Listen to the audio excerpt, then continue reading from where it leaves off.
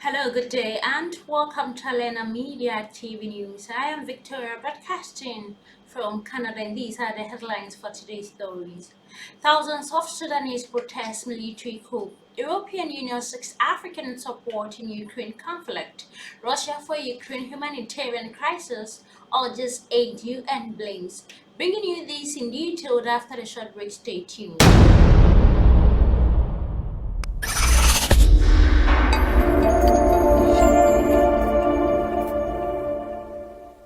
Hello and welcome back from that short break. Now news in details. Thousands of Sudanese took to the street of Khartoum on Thursday to protest against last year's coup. Witnesses pressing on with angry protests in defense of a deadly crackdown.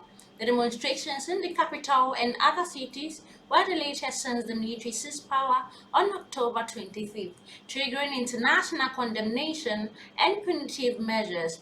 The coup happened a transition to civilian rule after the 2019 after of autocratic President Omar al-Bashir following mass protests against his iron-fisted 3 decades in power. Since the coup led by Army Chief Abdel Fattah al-Burhan, the northernest African country has suffered from international cuts in economic turmoil. Its currency, the pound, has plummeted in value, and price of food and fuel have skyrocketed.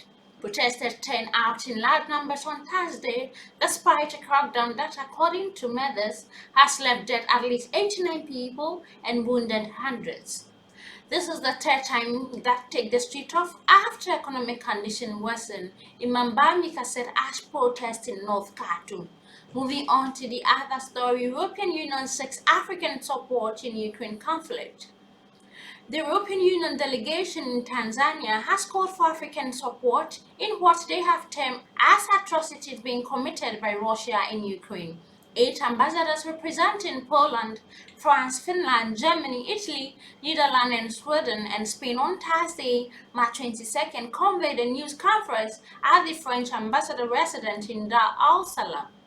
Also present at the conference was the ambassador of the EU delegation to Tanzania, Mr. Manfredo Fanti. The appeal by the EU comes at a time when 17 African countries, including Tanzania, abstained from voting at the UN Security Council when the issue was brought to vote on March 1st. Leading the delegation was the French ambassador, Nabi Hadjilou, who has expressed great dismay towards Russia's aggression and said that France, along with the international community, condemned the disregard to democracy and sovereignty exhibited by Russia. Moving on to the last story, Russia for Ukraine humanitarian crisis urges aid UN blames. United Nations, the UN General Assembly has overwhelmingly approved a resolution blaming Russia for humanitarian crisis in Ukraine and urging an immediate ceasefire and protection for millions of civilians and at home, schools and hospitals critical to their survival.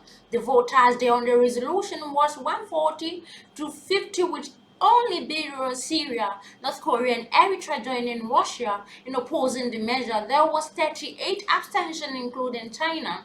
The resolution deploys the dire humanitarian consequences of Russia's aggression, which says it unskilled that the international community has not seen in Europe in decades. It deploys Russia's shelling, strikes, and besiegement of densely populated cities, including the southern city of Mariupol, and demand unhindered access for humanitarian aid. The vote was almost exactly the same as March's second resolution the Assembly adopted, demanding an immediate Russian ceasefire and withdrawal of troops. It demands protection for all civilians and infrastructure indispensable to their survival. That vote was 141 to 5 with 35 abstentions. This is what end the news on Media TV. I am Victoria, and thanks for watching.